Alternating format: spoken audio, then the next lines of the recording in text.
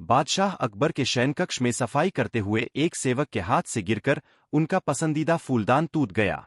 फूलदान टूटने पर सेवक घबरा गया। उसने चुपचाप फूलदान के टुकड़े समेटे और उन्हें बाहर फेंक आया। अकबर जब शयनकक्ष में आए तो उन्हें अपना मनपसंद फूलदान नदारद दिखा। उन्होंने सेवक को बुलाकर उसके बारे में पूछा तो डर के मारे सेवक ने झूठ कह दिया, ये जहांपनाह, मैं वह फूलदान सास करने घर ले गया था। इस वक्त वो वही है। अकबर ने सेवक को तुरंत वह फूलदान घर जाकर लाने का आदेश दे दिया। यह आदेश पाकर सेवक के पसीने छूटने लगे। बात छुपाने का कोई औचित्य ना देख उसने अकबर को सब कुछ सच सच बता दिया और हाथ जोड़कर माफी मांगने लगा। अकबर फूलदान टूटने की बात पर तो उतने नाराज नहीं हुए, लेकिन उन्हें सेवक का झूठ बोलना हजम नहीं हुआ और उन्होंने उसे फांसी की सजा सुना दी। सेवक गिड़गिड़ाता रहा, लेकिन अकबर ने उसकी एक न सुनी। अगले दिन अकबर ने दरबार में इस विषय को चर्चा का मुद्दा बनाया और दरबारियों से पूछा, ये क्या आप में से किसी ने कभी झूठ बोला है? सारे दरबारियों ने एक स्वर में इनकार कर दिया। जब अकबर ने बीरबल से पूछा तो बीरबल बोला, ये जहांपनाह, हर इंसान कभी ना कभी झूठ बोलता है। मैंने भी बोला है। मुझे लगता है कि जिस झूठ से किसी को नुकसान न पहुंचे उसे बोलने में कोई बुराई नहीं है। बीरबल की बात सुनकर अकबर गुस्सा हो गए। उन्होंने उसे फांसी की सजा तो नहीं सुनाई, किंतु उसे अपने दरबार से निकाल दिया। बीरबल तुरंत दरबार छोड़कर चला गया। उसे अपनी चिंता नहीं थी, किंतु बिना बात के सेवक का फांसी पर चढ़ जाना उसे गंवारा नहीं था। वह उसे बचाने की युक्ति सोचने लगा। कुछ सोच विचार उपरांत उसने घर की जगह सुनार की दुकान की राह पकड़ ली। सुनार को उसने सोने से धान की बाली बनाने कहा। अगली सुबह सुनार ने बीरबल को सोने की बनी धान की बाली बनाकर दे दी, जिसे लेकर बीरबल अकबर के दरबार पहुंचा। दरबार से निकाले जाने के बाद भी वहां आने की बीरबल की हिमाकत देखकर अकबर नाराज हुए, लेकिन बीरबल ने उन्हें अपनी बात सुनने के लिए किसी तरह राजी कर लिया। बीरबल ने अकबर से कहा, ये जहांपनाह, मैं एक खास तोहफा लाया हूं जो आपको दिखाना चाहता हूं। ये बीरबल ने सोने की धान की बाली अकबर को दिखाते हुए कहा, यह धान की बाली सोने से बनी है। इसे देखकर तो कोई भी यही सोचेगा कि यह बहुत कीमती और दुर्लभ वस्तु है। अकबर ने उसे ध्यान से देखा और बोले, हाँ, यह बहुत ही खूबसूरत और कीमती लग रही है, लेकिन इसमें विशेष बात क्या है? बीरबल ने उत्तर दिया, ये जहांपनाह, यह धान की बाली एक प्रतीक है। जिस प्रकार सोने की बनी यह धान की बाली दिखने में असली लगती है, परंतु असल में यह नकली है, उसी प्रकार कभी कभी हमारे द्वारा बोले गए छोटे छोटे झूठ भी हमें बड़े और सच्चे प्रतीत होते हैं। आपका सेवक भी ऐसा ही एक छोटा झूठ बोल बैठा था, जो दिखने में बड़ा और भयंकर हो गया। बीरबल ने आगे कहा, ये जहांपनाह, सेवक का झूठ सचमुच गलत था, परंतु उसने आपके डर से ऐसा किया। अगर उसे सही समय पर माफी मिल जाती तो वह अपनी गलती से सीख सकता था और भविष्य में कभी झूठ नहीं बोलता। अगर एक छोटा झूठ इतना बड़ा बन जाए कि किसी की जान ही चली जाए, तो इससे कौन सा न्याय होगा? अकबर बीरबल की बात सुनकर सोच में पड़ गए।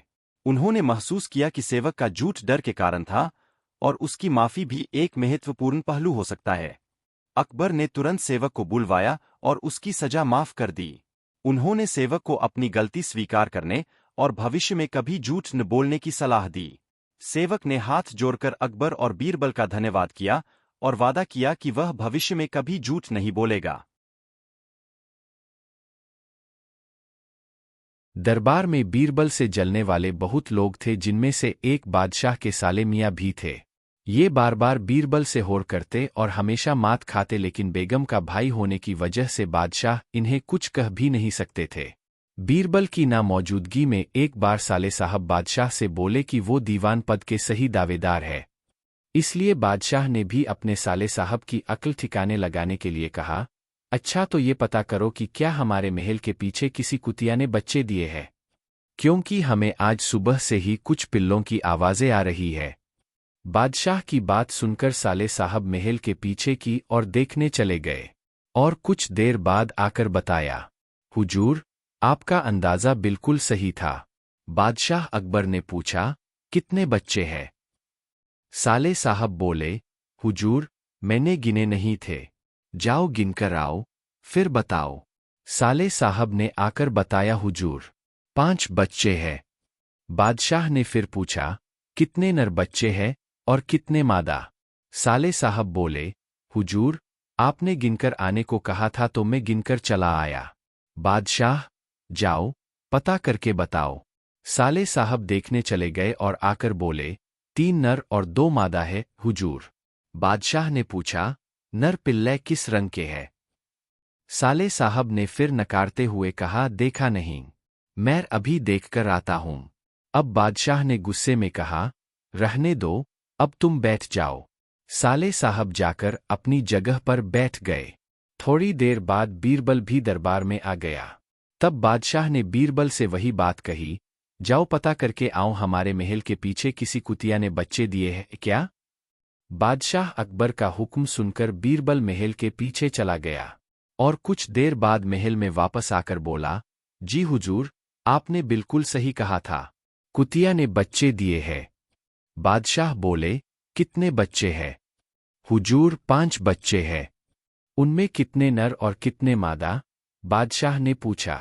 3 नर और 2 मादा है, हुजूर। बादशाह अकबर, नर बच्चे किस रंग के हैं?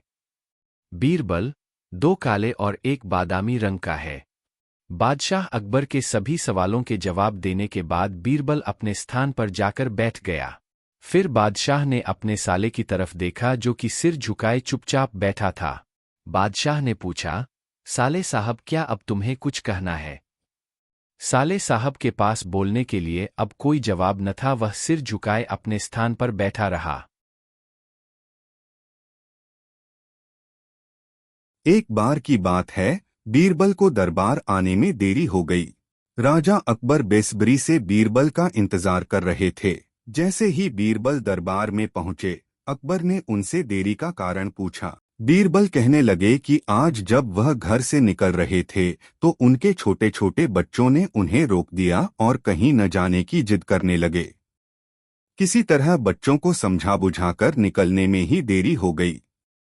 राजा को बीरबल की इन बातों पर बिल्कुल यकीन नहीं हुआ। उन्होंने सोचा कि बीरबल देर से आने का झूठा बहाना कर रहे हैं। उन्होंने बीरबल को कहा कि बच्चों को मनाना इतना भी कठिन काम नहीं है। अगर वे ना माने तो थोड़ा डांट पटकर उन्हें शांत किया जा सकता है। वहीं बीरबल इस बात से परिचित थे कि बच्चों के मासूम सवालों और जिद को पूरा कर पाना बेहद मुश्किल होता है। जब अकबर इस बात से संतुष्ट न हुए तो बीरबल को एक उपाय सूझा। उन्होंने राजा के सामने एक शर्त रखी। उन्होंने कहा कि वह इस बात को सिद्ध कर सकते हैं कि छोटे बच्चों को समझाना बहुत मुश्किल होता है, लेकिन इसके लिए उन्हें एक छोटे बच्चे के जैसे व्यवहार करना होगा व राजा को उन्हें समझाना होगा। राजा इस शर्त के लिए तैयार हो गए। अगले ही पल बीरबल एक बच्चे के जैसे चिल्लाने और रोने लगे। राजा ने उन्हें मनाने के लिए उन्हें अपनी गोद में उठा लिया। बीरबल गोद में बैठकर राजा की लंबी मूंछों से खेलने लगे। कभी वे बच्चों की तरह मुंह बिगाड़ते तो कभी मूंछों को खींचने लगते। अभी तक राजा को कोई आपत्ति नहीं हो रही थी। जब बीरबल मूंछों से खेलकर थक गए तो गन्ना खाने की जिद करने लगे। राजा ने बच्चा बने बीरबल के लिए गन्ना लाने का आदेश दिया। जब गन्ना लाया गया तो बीरबल ने नई जिद पकड़ ली कि उन्हें छिला हुआ गन्ना चाहिए। एक सेवक द्वारा गन्ने को छिला गया। अब बीरबल जोर जोर से चीखने लगे कि उन्हें गन्ना छोटे छोटे टुकड़ों में कटा हुआ ही चाहिए। उनकी जिद को पूरा करने के लिए गन्ने को छोटे छोटे टुकड़ों में काटा गया।